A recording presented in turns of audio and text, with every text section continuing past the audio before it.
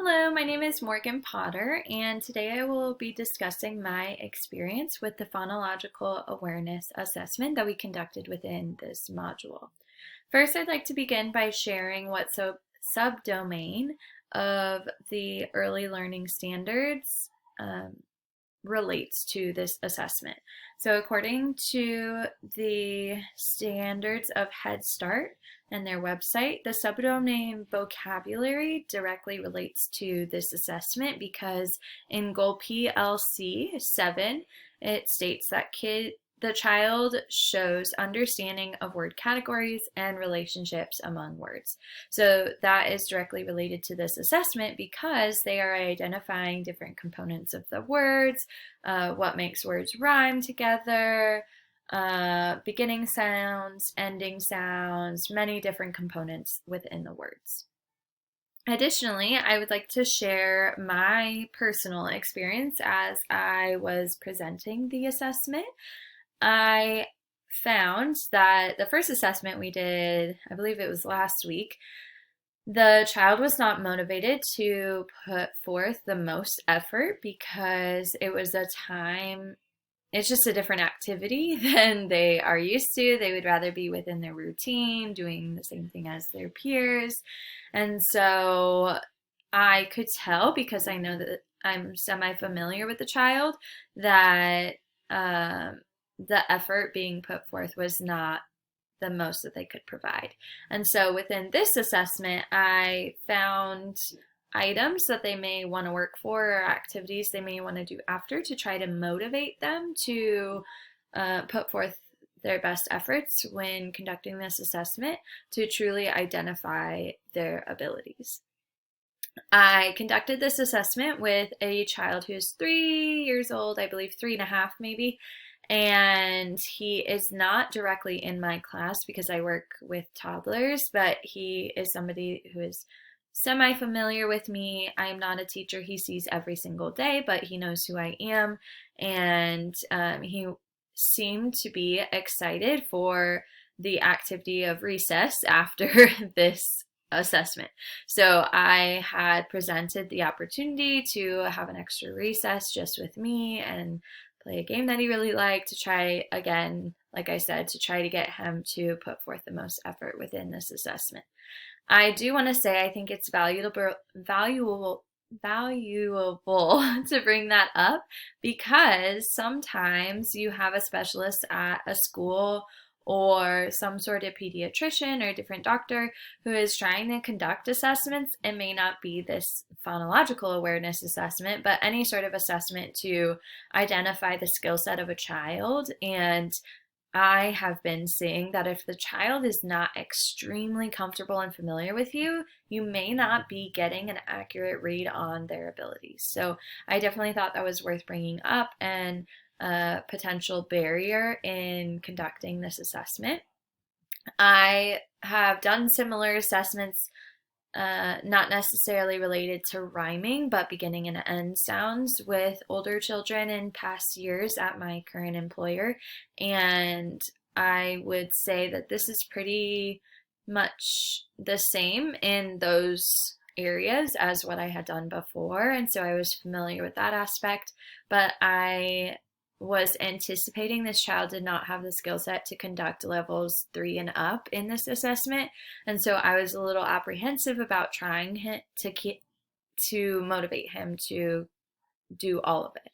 So not only did I know that the skill set might not be there, but then I went into it kind of apprehensive. But I was pleasantly surprised that he did put his best effort in when he knew the content, and I was able to see that after level 2 he really was not confident in his answers and did not answer anything correctly, I believe, after level 3. So let's take a look at his assessment so I can be a little more specific. You should see it on the screen. Within level 1, he was able to identify that man, nut, and grip were the same. I would like to state that for all of them, he was saying yes. So I don't think this truly measured his ability to identify those. it looks like he got all of them correct, but he was saying yes for the ones that weren't correct as well. So if you were just looking at this document, it would look like, oh, he's got the skill down, but he was just saying yes to all of them because he did not actually know if they were the same.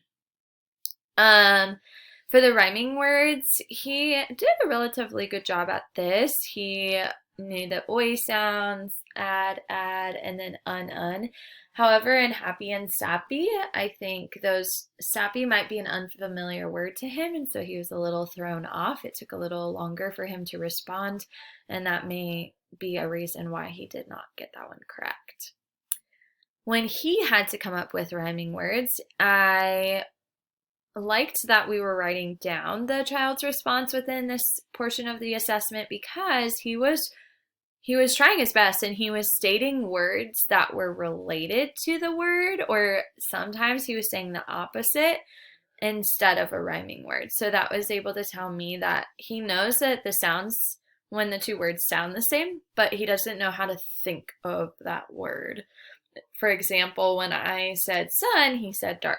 When I said eat, he said lunchtime. So there's some sort of relationship between them. He's just not understanding that vocabulary of rhyme as, oh, I should make the words sound the same.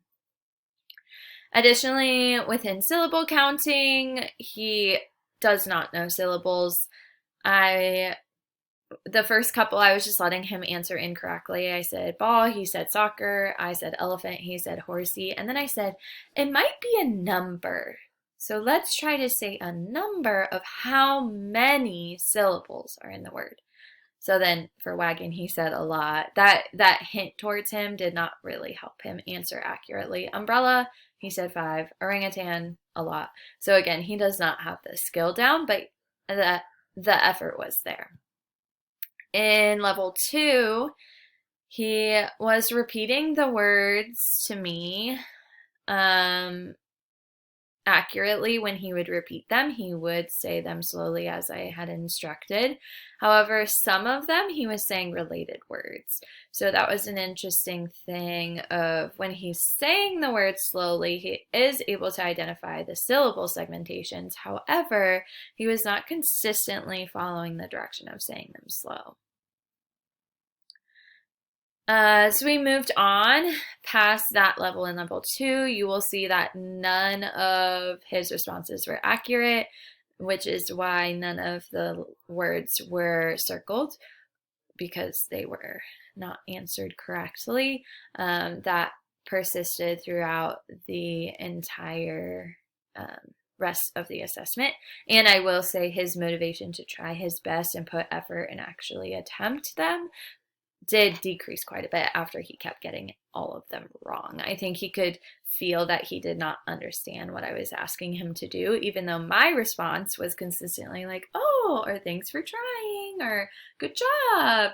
I was trying to be kind of neutral no matter what his response was, but I could see that he was not feeling confident in what I was asking him to do. And towards the end, he was just quickly saying, I don't know, or he would just quickly say a different response that was not accurate.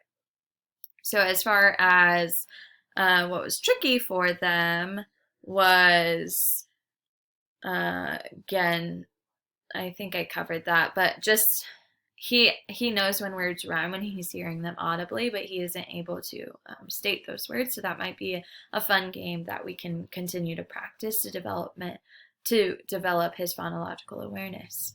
Overall, I think that this assessment could be beneficial in some components, but as I stated at the beginning of the assessment, it looked like the skill was demonstrated accurately because all of the correct answers were circled.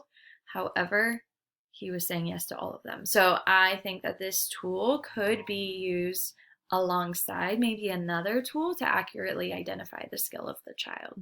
Thank you so much for listening, and I really appreciated the opportunity to get to practice another assessment. I can't wait to see what is next.